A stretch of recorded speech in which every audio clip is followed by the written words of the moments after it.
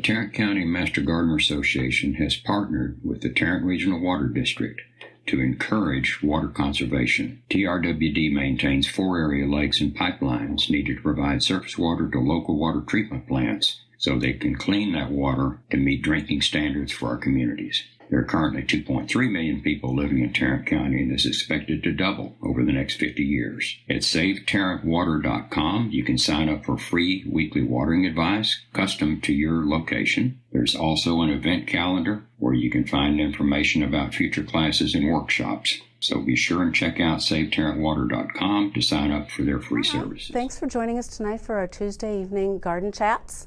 My name is Dena Harrison, and tonight I'm going to be talking to you about succulents and cactus and how not to kill your succulents and cactus. I know we've all had them, and I know I have myself killed my fair share of cactus and succulents. So tonight after this presentation, hopefully you'll go out to your local garden center, buy one, and you will keep it alive and thriving for years. When Teresa asked if I wanted to give this presentation, I said sure, and I thought back to, well, how did I go down this rabbit hole about succulents? Because my kids say, Mom, don't you have enough? And I say, no, you can never have too many. But I've gone down the rabbit hole, and I think it all started when I was quite young, maybe 4, 5, or 6 years old. I'd go to my grandmother's house, and it was a wonderful place for a little girl to go. It smelled great, but that's a whole different discussion about the food. But every windowsill she had glasses filled with water with cuttings. But back in the day, we called them slips rather than cuttings. So they were slips of plants. She would just take them and put them in a glass of water, and they would grow. Or else she had plant stands with philodendron and fern. She just had lots of things growing in her house, and it was just so magical. But the one plant that I remember most is a sansevieria, or mother-in-law's tongue. And it was growing in her kitchen up on a shelf in a beer stein. And it was just in water. I would climb up, so she would ask me, do you want to water it today? And I said, sure. So I would climb up on a chair, climb up on the counter, she'd give me a watering can, and I'd water that sansevieria. And it just, I don't know, I just always remember that sansevieria, and I think that's what started this rabbit hole and this succulent obsession that I have. Cactus and succulents. Let's talk about this for a little bit. Succulents, the term succulent, what does that mean? Well, succulent comes from the Latin word succus, meaning juicy. So basically, it's a description. It's not a botanical term. It's a description of a plant that's juicy. So how is it juicy? Well, it has adapted over eons, millions, thousands of years to its environment, and it is capable of holding water. It can hold water in its stems, it can hold water in its leaves, or it can hold water in its roots. So that's all a succulent means, is it's a juicy plant. So what about cactus? Where does that term fit in with the succulent thing? Well, all cactus are succulents, but not all succulents are cactus. Cactus or Cactaceae is just a family that is considered a succulent. It holds water. It's also a Crasuliaceae, which is your jade plant, your sedums. They're just all different families that can hold water and thrive in their environment, which is, a lot of times, it's not very hospitable. So we're going to talk about what makes a succulent different, what makes a cactus different, their environment, how they grow, where they grow. And then, after you know how they grow and where they grow, some tips for that succulent that you bring home from your garden center so that you can have them thrive in your environment at home. After that, we're going to talk a little bit about propagation, just a couple propagation ways that you can take one cactus and make 2, 3, 4, however many you want. So this picture was taken in Arizona in February from a friend. Thank you, Shan, for these pictures. In their native habitat. Look at these guys. It's not a very hospitable climate. This is in Arizona, and so it gets hot. You can even see the sun in February beating down on these guys. The soil isn't all that great. You're not going to plant a tomato here by any means, or a fern. It's not going to make it. But look at these guys. They're thriving. Now, why are they thriving? Because they can hold water. They have learned, as I said earlier, they can hold their water in these stems. These are basically a stem cactus. And they're holding the water that they possibly only get 6 to 9 inches of rain a year. And they're thriving in these conditions. Here again, You're not seeing a lot of nice vegetation, but look at this cactus. They're thriving in these conditions.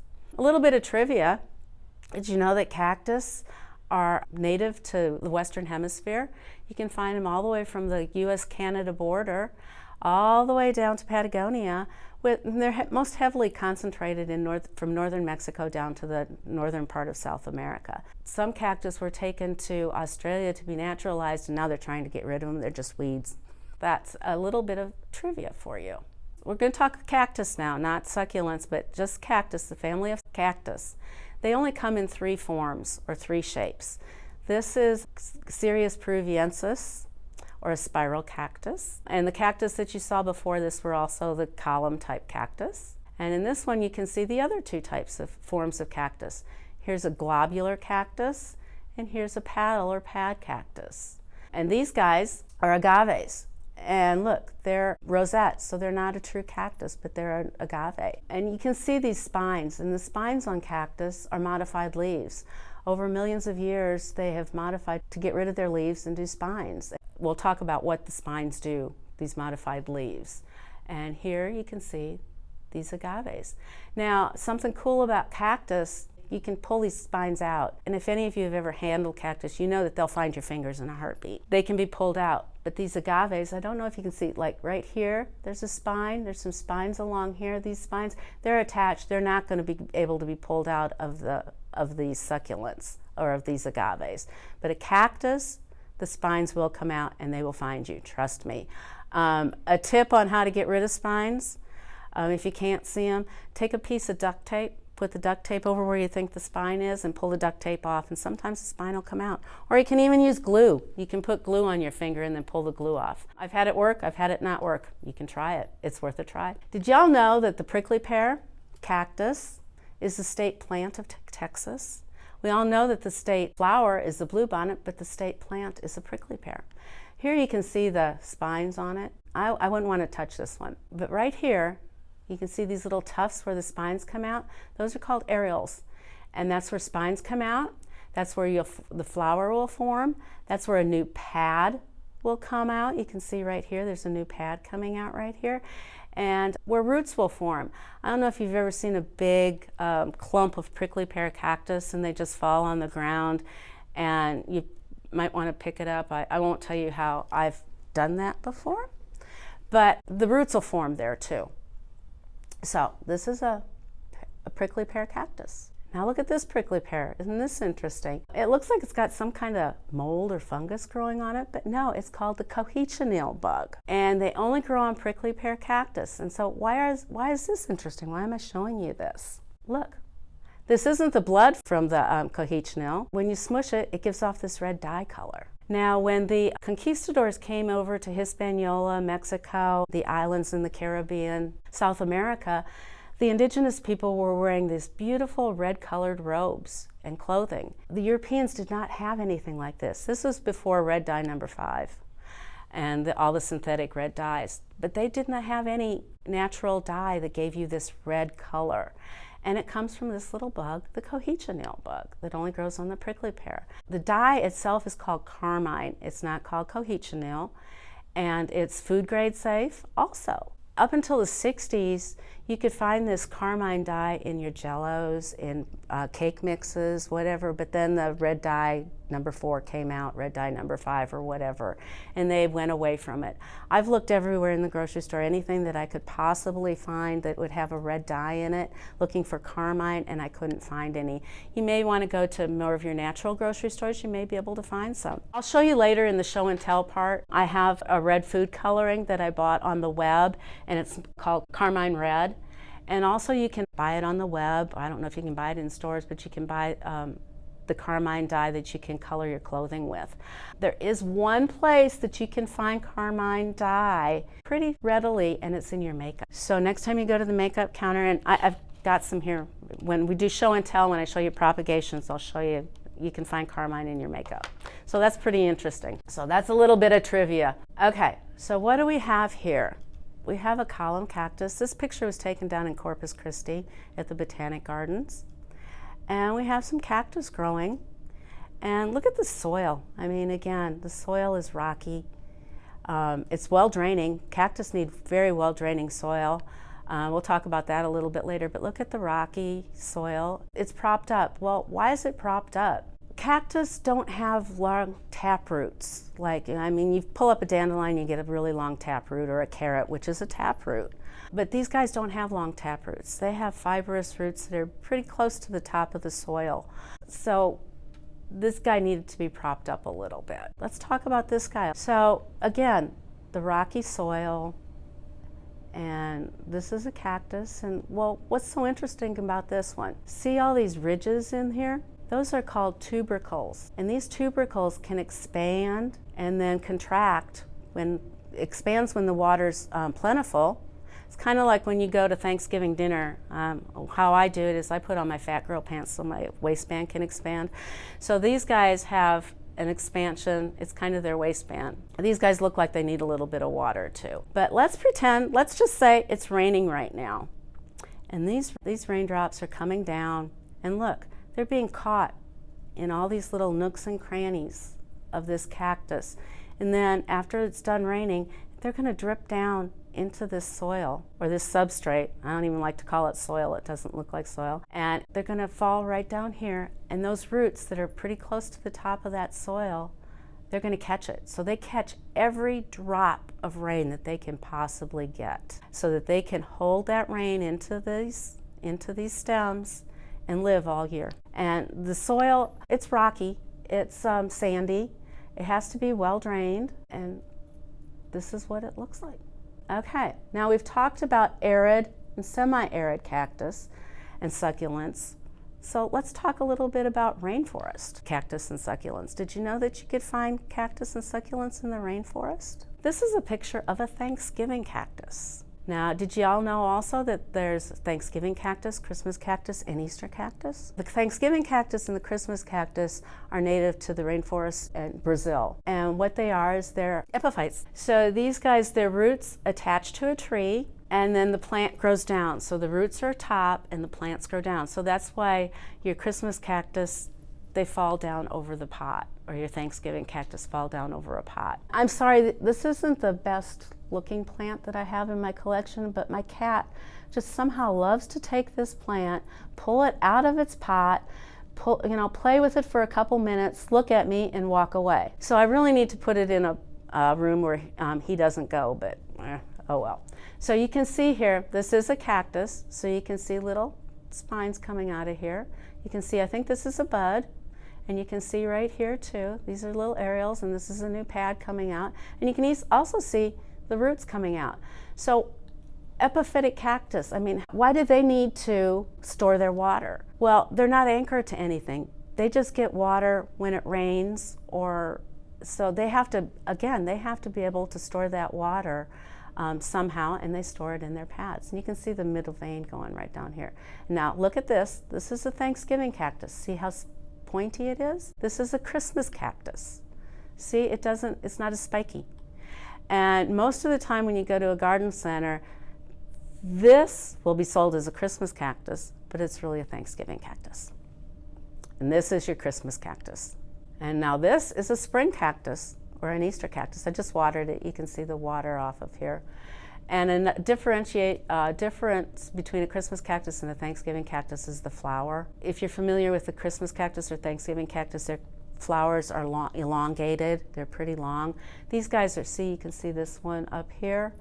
It's pretty flat. It's not as elongated, but this is a spring cactus. And these are rainforest cactus. Okay, what's wrong with this guy? This happened after the freeze in February. So why did our agaves, our aloes, look like this after it froze? Well, remember, for the most part, these guys come from arid to semi-arid regions. Arid, semi-arid regions don't get to 2 below 0, or very often even below 32 degrees. So what happened to it? Well, it's full of water. It's juicy. Remember, it's a succulent. So what happens to water when it freezes? It expands. That water, all those cells expanded. Well, when it warmed up and those ice cells in that plant melted, it just burst the cell walls, because those cell walls are so thin and not used to the freeze. And this is what happens, it just turns to mush. Also, your succulent or cactus can look like this after you give it too much water. And if you give it too much water and it isn't in a well-drained soil. Back in 2015, I believe it was really rainy that spring. And I went down to, I don't know if y'all are familiar with Rendentas, down in Dallas. It's on Skillman. And they have a hell strip type of planting. It's right there on the corner. And they had this beautiful agave Americana. And I'd say she was probably about 10, 15 years old, just absolutely gorgeous. And they had the right type of soil in there, I'm sure, but it got so wet, so rainy, that the soil, it was in a hell strip, so it wasn't that deep. So those roots stayed up at the top, and that hell strip did not drain properly. It was sitting in too much water, and it just turned to mush. So that's what's going to happen to your succulents. If you take them home, put them in a pot, and you water them too much, they're going to turn to mush. And also, if you take them home, put them in a soil that your ferns would love, your succulents aren't going to like it, because those succulents are going to, those ferns like water. They like water. They like soil that's going to hold the water. Your succulents need a well-drained soil that is formulated just for succulent. That soil, you can buy it at your favorite local nursery, or you can go on the internet, and there's a lot of recipes out there. You can make your own. But I highly advise you not to use just a regular potting mix. Use a soil that's made for cactus and succulents only. Otherwise, you might have something looking like this. Now let's talk about pots when you bring your succulent home. I like terracotta. I really do like terracotta. It breathes. It does hold some water, but it dries out too. And they have drainage holes. That's another thing. That's another one of my pet peeves right now. I love to go to the nurseries or wherever and find different pots for my succulents and for my other plants also. But you pick them up and you look, and there's no drainage hole. Don't buy it. I'm sorry. They look cool, but you're going to have a harder time getting that succulent to grow in the environment that you're giving it in a pot that doesn't have a drainage hole, because you need well-drained, fast-draining soil for your succulent. Now, there is a way that you can get around it. I'm not saying don't buy that pot. If it's big enough, you can put your succulent in a pot, in a plastic pot or in a terracotta pot, and then put it inside that decorative pot without the drainage hole.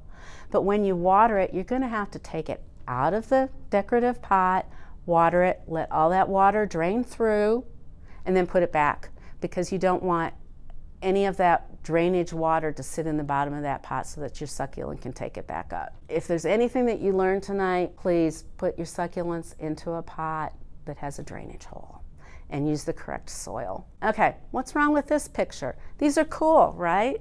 I mean, they're everywhere, all these little arrangements with succulents in them.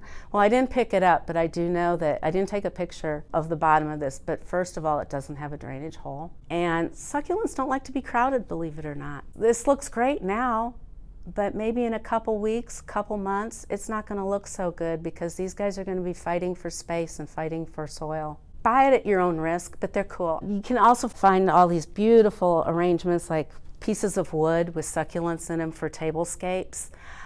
Go for it. I mean, really go for it. If you have let's say you have a dinner party coming up Saturday night and you want to have something like that on your table, do it. But just be forewarned that maybe in a couple months it's not going to look as pretty, and you may lose some succulents. You're going to have to take them out and redo it. Here's another one. This is from the same store. You can see this guy's fighting and he wants out. You'll probably have to take him out, do some cuttings. These guys look okay, but I don't know for how long. This guy's taking shoots. This is normal. This isn't anything, but see, you can't even hardly see this guy down here. So if you do buy something like this, it's not your fault in a couple months if it starts falling apart. You just know why it's falling apart and take the precautions. And you have, what, 1, 2, 3, 4, 5 new succulents. So that's pretty cool. Now, I did this one, and I just told you not to crowd them. Well, believe it or not, these really aren't too crowded. You can see spaces in here. And when I do things like this at the beginning of the season, when I start putting succulents together into, like landscaping my succulents into pots, I use cuttings or I use small plants. I don't use full-grown, full-sized plants. These are all cuttings. So they don't have any roots on them, and so they're going to last longer. They're going to have to make roots, which will take maybe a month or so, maybe not if they're in the ideal environment, and then they'll be able to grow a little bit. So I think it looked pretty good for maybe the summer, maybe 4 months. But you can see too, they're not really that close. They look close, but they're not. You can see the spaces in here. I don't have a picture of it finished, but when I finished it, this had river rock down here. All this was river rock, and all this up on top was blue aquarium gravel. So you can do these, but just be prepared to take care of them. Okay, why am I showing you this Hawathia? He's in a short, squatty pot. He doesn't need to be in a really tall pot. And he was in escape too. I had some other plants in here, but after 5 years, he just took over, so I just let it go. But this is just a nice little squatty pot with some Hawathia. He doesn't need to be really tall. It's just in a nice little squatty pot. This is a cutting from one of my dragon fruits. Mom didn't make it through the freeze in February, so I put this in a pot. But look, it's in a taller pot, because this is a taller piece of plant. It's going to get tall. It's going to grow. So you're going to want to put it in something taller. It's kind of like that picture earlier where that cactus had some rebar tied to it. So if you're going to have a tall cactus, you want to what? Put it in a taller pot. The Hawathias, the last picture, you could put those in a shorter pot. Here's a taller cactus. This guy grew, I put him in this pot last year. I think he grew about 6 inches last year. And again, his pot mates didn't make it through February. But look, it's more aesthetically pleasing. Tall pot, tall plant. But now I can put some smaller plants along here, and actually I did, but I didn't take a picture of it. There's echeveria right here and some other things growing right here. But they're smaller, but this is a tall plant. So it's a tall pot. This is just a Hoya up here. It's a hanging Hoya. It had a drainage hole in it, and the drainage hole was just a section with 4 holes in it. And I just took this little, it's a sedum, didn't have any roots on it, or very few roots. It was a cut. These are cuttings. I think there's 2 or 3 cuttings in here. I just stuffed them up in there, made sure that they were at kind of an angle so that the angle they wouldn't fall out. And by the end of the summer, last year I had a pot looking like this, and by the end of the summer, these little sedums were probably down to here. But it's just kind of a cool thing that you can do with your succulents. Let's go back, and I didn't talk about light. Let's talk about light a little bit. Bringing your succulents home, what do they need? I'll admit, all my succulents and cactus go outside in the summer, and in the winter they go into my greenhouse. So they get plenty of light. But if you want to grow these cactus at home, they do need light. Do not believe when you hear low light, no light plants. All plants need light, otherwise you're going to kill them. That's another way. Too much water and no light, you're going to kill these guys. I'm sorry. One of the plants that they always say that's a low light or no light are these Hawathias, but they do need light. So when you bring your plants inside, east, west, or south windows are really good for them. Just be careful if it's in a south or a west window in the heat of the summer. They can fry a little bit, so be careful with that. But give them light. Don't just put them in a corner and forget about them. They need light. I wish I could tell you that, okay, your aloe needs to go in a south window, your agave needs to go in a west window, your Hawathia needs to go in an east window. I can't say that. So just play around with it. If you see that they're getting stressed out, if they're getting elongated, give them some more light. It's something you have to play with, but they need light. You saw what their natural growing conditions were in Arizona. They had a lot of sunlight. So it can either be sunlight or you can get grow lights too. This planter is probably, I think it's about 2 or 3 feet, 2 feet tall, 3 feet tall. I'm really bad in measurements. And at least 2 feet, oh no, it's about 3 feet tall. And at least 2 feet wide. And it's gorgeous. And you're getting a lot of bang for your buck here. This is a showpiece. I sent this picture to my friend, and she said, "You could so do that." And I go, "Yeah, I could." But from what I told you earlier and what I think I will probably do if I do make this is I'll start with smaller plants so that I can enjoy it longer and space them out a little bit more so that I can enjoy them longer. Because look at this. I mean, this guy already probably could be cut. These guys could already be cut. But like I said, it's great. It's outside of a plant store in Sand Springs, Oklahoma. So they want to show what you can do. If you want to do this, you can do it. You have the tools to do this, but just remember that you're going to have to take care of it a little bit. And maybe in a couple months, if you do something like this, you're going to have to take some cuttings and clean it up a little bit. Or you can start with smaller plants and watch it grow. I think that's what I like most about it, is starting with the smaller plants, is to watch it grow rather than getting so much bang for your buck right now, is to enjoy it. I know my daughters used to just love, one of them has the love of plants as I do, and we enjoy, just taking cutting, putting it in water and watching it root. So from here, I'm going to go to some show and tell and show you how to take something that looks like this and maybe getting 2 or 3 plants out of it. All right, let's do some show and tell. And I'm going to show you how to take, maybe you have a plant that looks like this. See this little guy? See how elongated it is after a hard winter in my greenhouse? I'll show you how to cut it up and can get more plants out of it. But first, before you even take a cutting of any plant, especially for succulents, you want to water them 1 to 2 days, maybe 3 or 4 days before you're going to take the cutting, if you can plan ahead that far. If you can plan ahead that far, you want to water them. Well, why do you want to water them? Well, because these guys aren't going to have any roots, and they're going to, for maybe a month or so, maybe even longer. So they need to have a lot of water stored. They want to be juicy.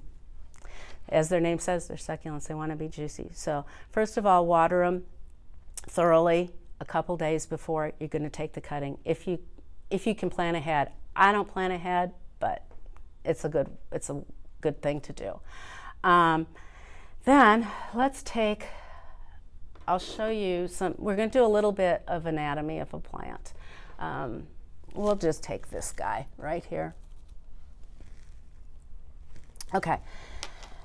See where there we go. Okay. See where the leaf was? There was a leaf right there. That's called a node. And you want to take the cutting just right below a node or where a leaf came out. Why do you want to do that? Because they have meristemic tissue is right there, and meristemic tissue differentiates. It'll tell the plant, oh, my leaf is missing, I need a new leaf. My stem is missing, I need to produce roots. And it can differentiate cells and make roots, leaves, stems, whatever that plant needs. So that's why you want to take it right there. Now, tools. This is my favorite tool for taking a cutting. I got this when I took the plant propagation specialist class, but you don't have to you don't have to have a nice one like this. You can just go into your silverware drawer, find an old paring knife, or get a paring knife at at one of the big box stores or whatever, and use it. And I love it. So the first thing you want to do is make sure that this is sterilized. So you want to get some wipes and wipe this down and make sure it's clean. You also want to wear gloves. I don't have gloves right now. I do as I do, do as I say, not as I do. But if you don't have gloves, if you don't have rubber gloves, just make sure your hands are clean. Wash them thoroughly. And let's talk soil. Again, you want to use the soil, cactus mix soil. You don't want to go out in your backyard and get that soil that your tomatoes or your peppers or your perennials are growing in. You want a sterile cactus mix soil. Why? Because if you're going to get some kind of soil out of your yard, it has all kinds of organisms in it, which are great for your plants, but they're not great for cuttings. You want something that's sterile so that it doesn't have any bacteria or any viruses in it. So let's take a cutting off of this. Okay, so right here, I'm going to take it right here. Let's see. Could you hold it up higher? Up higher? Okay, see right here? So I'm just going to take my knife.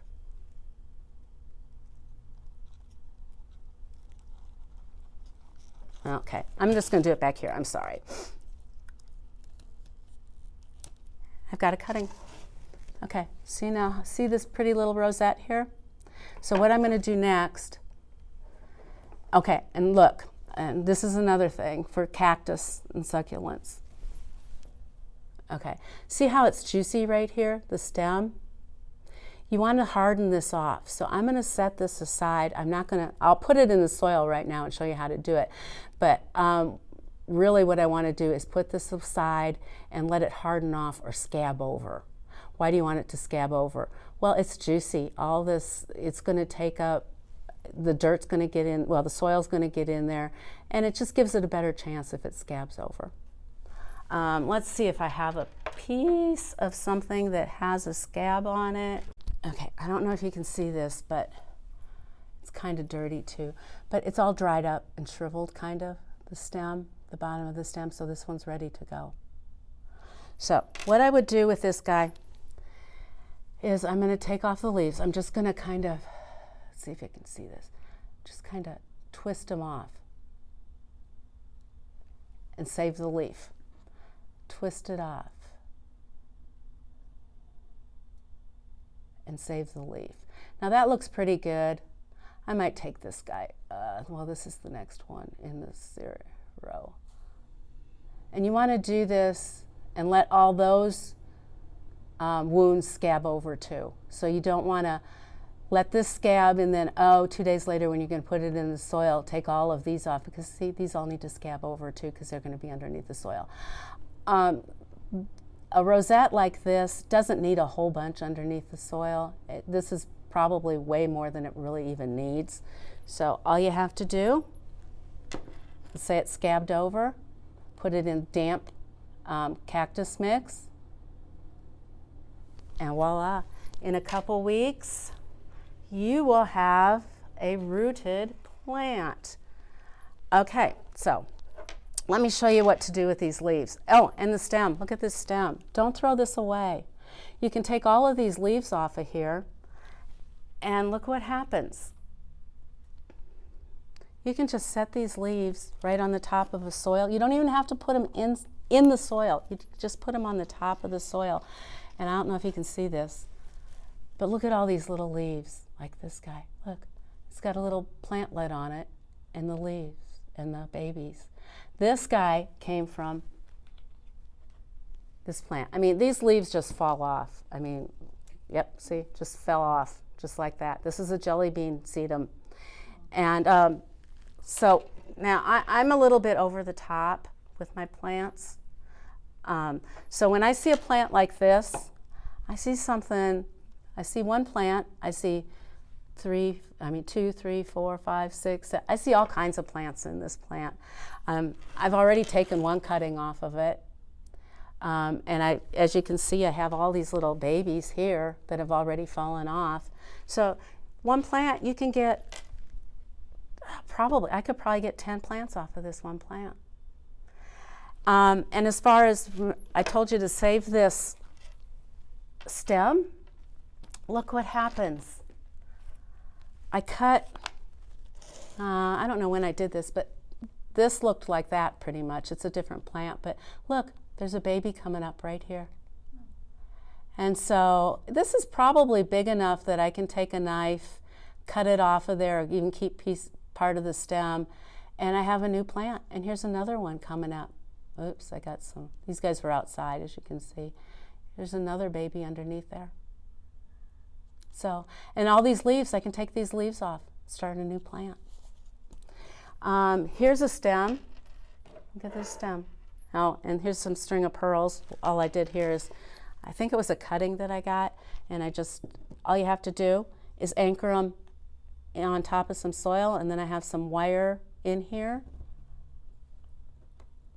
so that they're touch the ground, touch the soil, and they're rooted. That's all you have to do with these guys. But look, this is just a stem, and look at the babies that are coming up off of it. Here's some more stems. I know it looks pretty, they look pretty gross. I mean, they don't look real nice, but look at all the new plants that I have from that one plant. Here's another one. See, this one has a couple leaves. This actually was this is a different one. This was just a leaf that fell in this pot, and I've got a baby. Let me show you something too. When we were talking about light, if you put your plant succulents outside, they can get sunburned, believe it or not. This one's been sunburned. Can you see how it, see, that's sunburn damage. These guys, again, they're jungle cactus. This is a Thanksgiving cactus. And look, it says Christmas cactus, but we all know better. It's been sunburned, so I think I probably just left it out in the sun a little bit too long when I bought it or whatever, and I didn't put it away. And so that's what you look for. So if you see that, just move it into the shade a little bit. What other goodies do I have here? Okay, this looks like a cactus, doesn't it? It's nice and it's a column. It could be a cactus. But these thorns, these spines aren't going to come off. They're attached. This is a euphorbia. Another way you can tell a euphorbia is if you cut it, it has a milky substance to it. So you want to wear, you always want to wear gloves with it. But this is a euphorbia. And then to close it off, let me show you this. This is the 9051 carmine red dye. So this is what came out of those cochineal bugs. It's food coloring. Next time I make a cake, I think I'm going to make red frosting, because I don't know if y'all are cake decorators out there. If any of you are, you know, sometimes that red tastes kind of funny. So hopefully this won't. And look at this. Here's some blush. You probably won't be able to see it, but that very last ingredient on here, I don't think you can be able to see it, is carmine. So this blush has the cochineal dye in it from carmine. Thanks for joining us tonight. I hope I didn't muddy the waters too much for you, and I hope I inspired you to go out to your local nursery and buy a succulent or a cactus and use the tips that I talked about, and bring one home and enjoy it, because they're really fun. They really, really are. Have a nice evening. Thank you for joining us.